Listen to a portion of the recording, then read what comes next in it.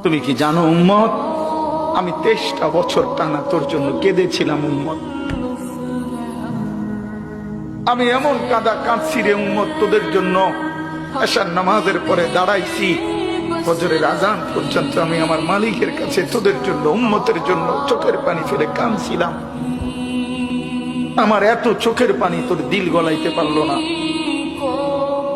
আমি তায়েফের পাথরের আঘাতে আমার পিঠটা চালনির মতো ছিদ্র ছিদ্র হয়ে গেছে রক্তে। আমি বুকে পেটে 2টা পাথর বাঁধছি ক্ষুধার কষ্টে।